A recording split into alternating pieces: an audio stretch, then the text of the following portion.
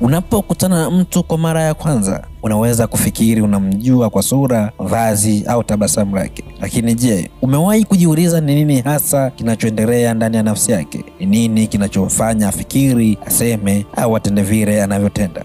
Karibu kwenye video hii ambapo tutaangalia ndani ya akili ya mwanadamu tukitumia falsafa nzito ya Friedrich Nietzsche pamoja na misingi 18 ya kisaikolojia ya kisasa, ili ujifunze namna ya kumsoma mtu kwa undani kwa mara ya kwanza tu unapokutana naye. Nietzsche aliwahi kusema, yeyote anayepambana na monsters hakikishe kuwa yeye mwenyewe habadiliki kuwa monster, na ukiutazama sana ulimwengu wa giza na utakutazama wewe pia. Kwa tafsiri rahisi, unapomtazama mtu kwa umakini sana, kumbuka kwamba na yeye anakutazama vile vile. Hii ina maana gani katika muktadha wa kumsoma mtu? Inamaanisha kila ishara ndogo, kama namna mtu anavyoweza kumtazama, anavyosalimia au hata anavyokaa kimya, inaweza kuwa mlango wa kuingia ndani ya nafsi yake. Nietzsche hakutuambia tu kuhusu jamii au maadili, alitufundisha jinsi ya kufikiri kwa kina, kuona nyuma ya pazia la tabia za nje. Katika video hii tutatumia falsafa hizo ya Nietzsche pamoja na saikolojia ya kitabia, saikolojia ya kijamii na hata kidogo ya Freud, kuonyesha jinsi unavyoweza kutambua mambo 18 ya msingi kumuhusu mtu kwa sekunde 60 tu ya kwanza. Je, mtu anayecheka sana ni mwenye furaha kweli? Je, mtu asiyeongea sana ana siri kubwa au ni mpore tu? Tabasamu bandia linatambuaje? Hapa ndipo Nietzsche anatufundisha kuachana na mazoea ya kijuujuu na kuchimba kwa ndani. Kaa karibu, hakikisha umesubscribe na tuanze safari hii ya kiakili kuwafahamu watu kwa njia ambayo wengi wetu hawajui. Falsafa hizi za Nietzsche zimegawanyika katika sehemu kuu 3. Ili uelewe lengo la darasa hili, unashauriwa kusikiliza kwa umakini bila kurusha kipande hata kimoja.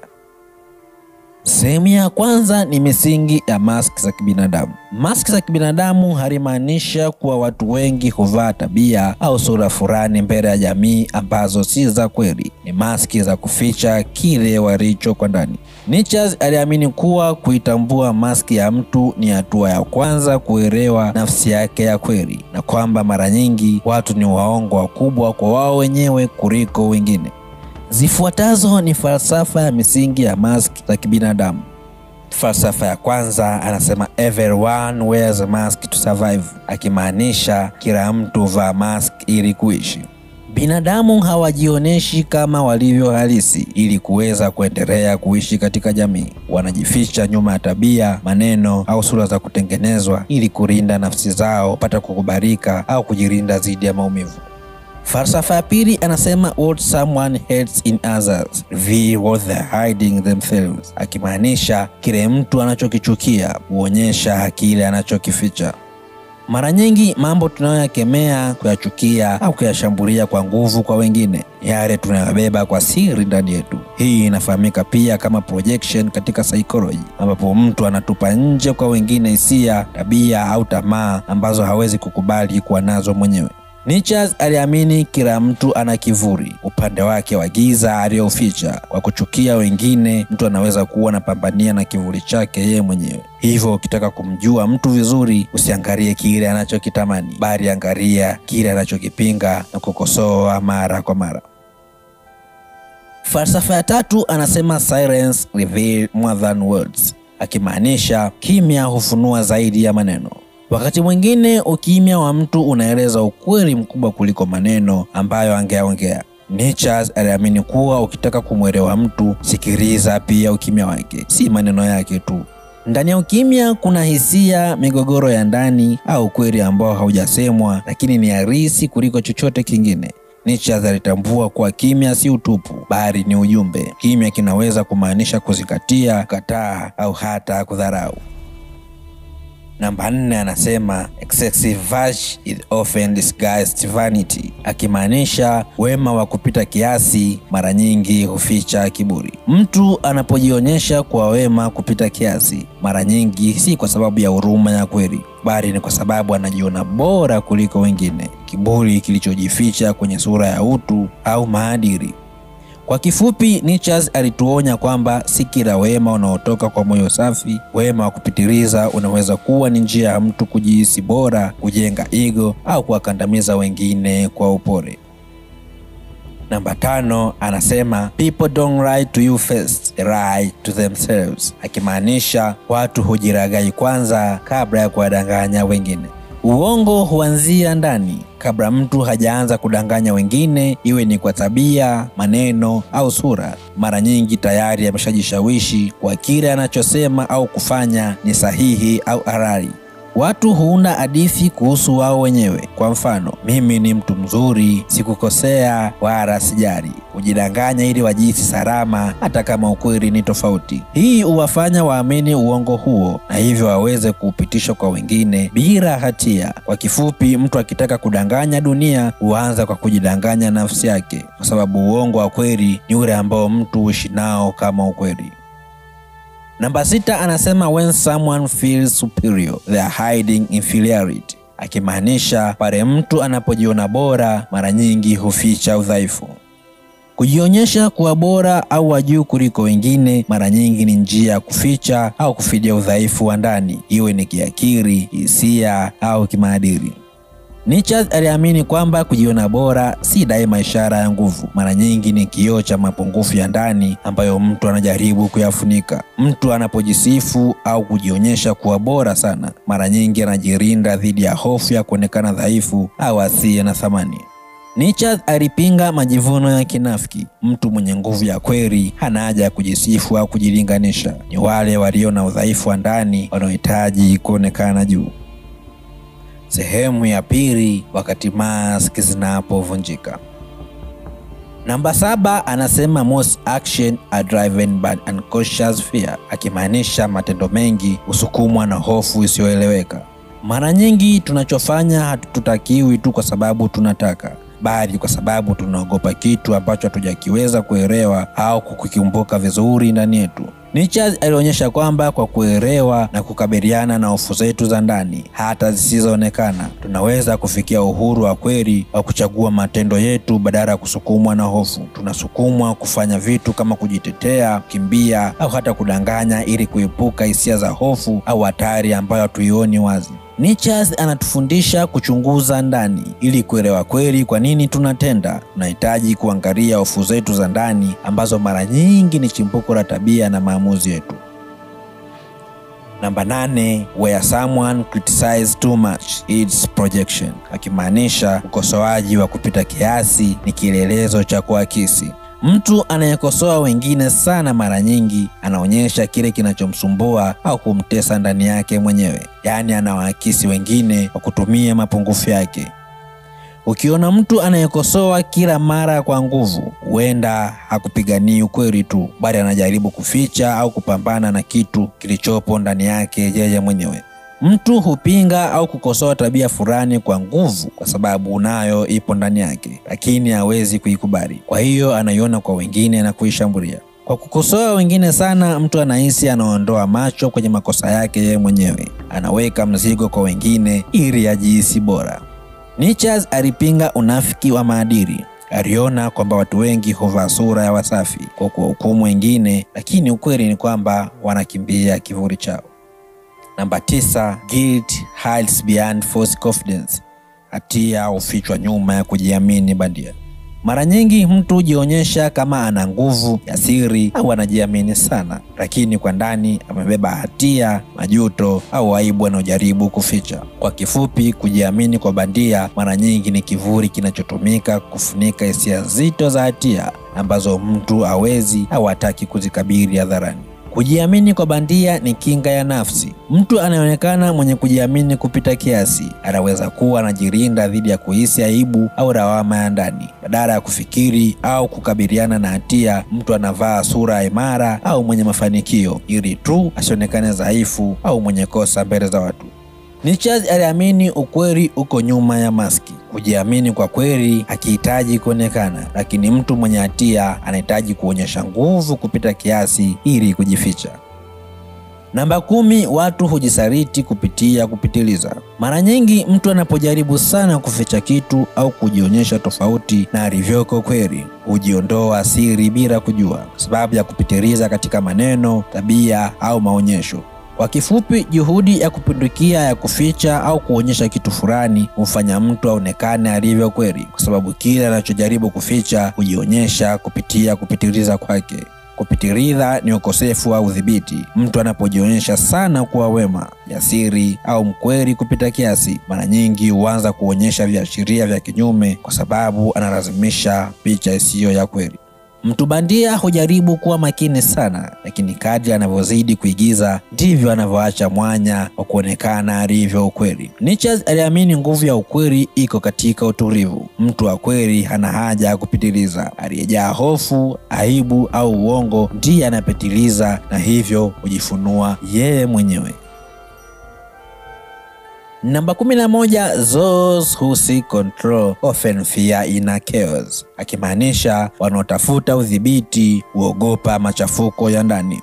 Watu wanaopenda kutawala kila kitu, kuwa wakali au kupanga kila jambo kwa umakini mkubwa, mara nyingi wana hofu ya hali ya vurugu, sintofahamu au kutokuwa na usawa ndani ya nafsi zao. Kwa kifupi, Nietzsche anaonyesha kuwa tamaa ya udhibiti si daima ishara ya nguvu, bali mara nyingine ni ishara ya mtu anayeogopa kupoteza udhibiti juu ya dunia ya ndani yake yeye mwenyewe. Udhibiti wa nje hufidia vurugu ya ndani.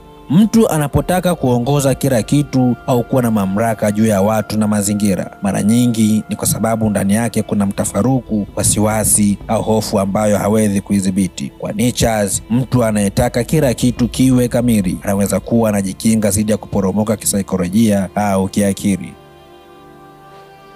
Namba 12, the louder the performance, the emptier the core. Kadri mtu anavyojionyesha zaidi ndivyo alivyo na utupu ndani. Mtu anayejitokeza sana kujionyesha kila mara au kutafuta kuonekana na kusifiwa kwa nguvu, mara nyingi anajaribu kufidia pengo la ndani, utupu wa maana, utambulisho au amani ya nafsi.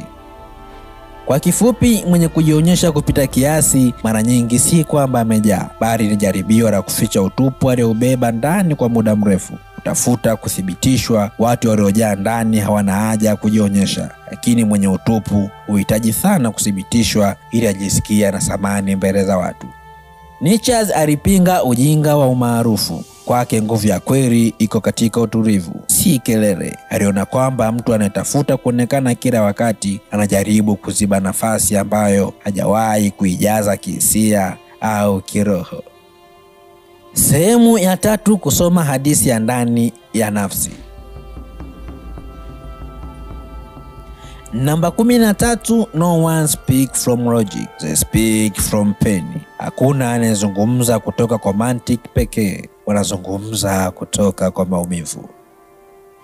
Maneno ya watu hata yanapovaa sura ya hoja au akili, mara nyingi yanatoka kwenye hisia zao, hasa maumivu, uzoefu, hofu au vidonda vya ndani, si mantiki tupu kama inavyoonekana. Kwa kifupi, maneno ya mtu si mantiki tupu, ni mwangwi wa yale anayoyapitia. Hivyo kuelewa mtu ni zaidi ya kusikiliza hoja zake, ni kutambua maumivu anayozungumza kupitia yeye mwenyewe. Maumivu huathiri mtazamo. Mtu anaweza kujadili kwa hoja za kiakili, lakini kwa ndani anaumia, amekasirika au amevunjika moyo. Hayo ndio yanachochea kile anachosema. Kile mtu anachosema leo, hasa kwa msisitizo au hisia kali, kina mzizi wa maumivu ya zamani yaliyosababisha imani, mtazamo au msimamo wake. Nietzsche aliona binadamu kama viumbe wa hisia. Aliamini kuwa katika fikra za kina na hoja kubwa zinatokana na mapambano ya ndani, si akili pekee. Namba 14, how someone reacts to weakness reveals their power. Jinsi mtu anavyoshughulikia udhaifu huonyesha nguvu yake halisi. Nguvu ya kweli mtu haionekani kwenye jinsi anavyoongea au kujionyesha, bali kwenye namna anavyokabiliana na udhaifu wake, iwe ni kimwili, hisia, akili au hali ya maisha. Kwa kifupi, nguvu ya mtu si katika kuficha udhaifu, bali katika namna anavyokubali, kushughulikia na kuugeuza kuwa sehemu ya ukuaji wake. Hapo ndipo Nietzsche aliona kuwa nguvu ya kweli ya mwanadamu.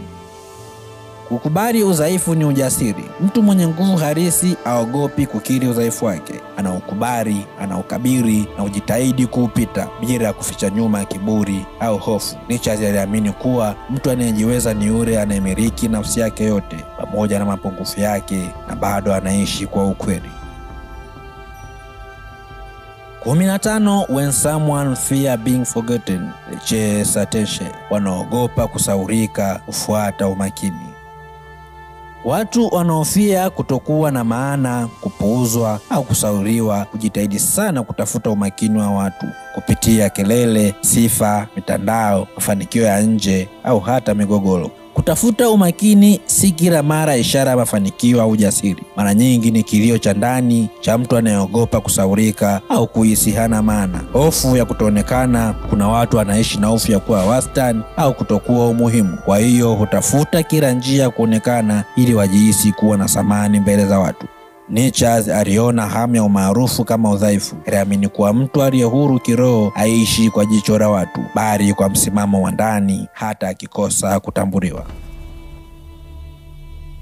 16. The person they attack is often the person they envy. Mtu anayemshambulia mwingine mara nyingi humtamani.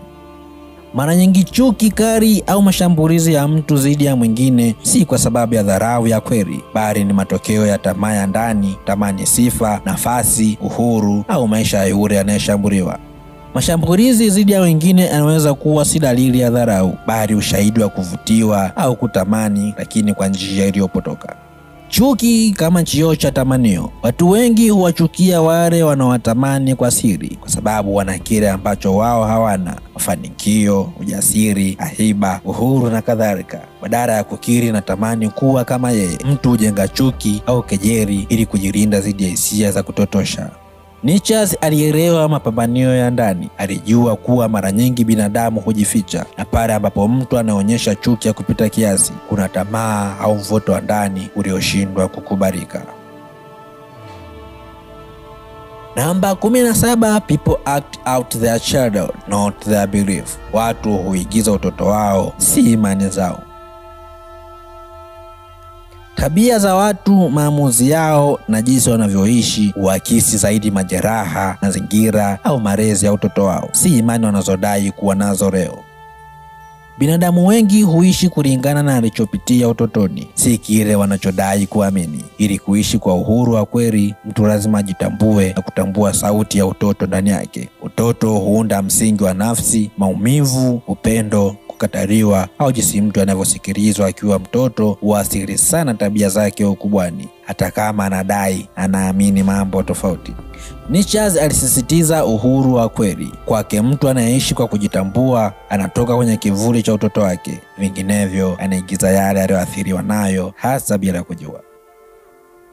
Namba 18. Their patterns are confession if you know how to listen. Akimaanisha mifumo yao ni maungamo. Mitazamo, falsafa au imani watu wanayojenga au kuifuata mara nyingi ni njia ya kufichua kwa kificho yale wanayopambana nayo ndani yao. Ni aina ya kukiri bila kukiri.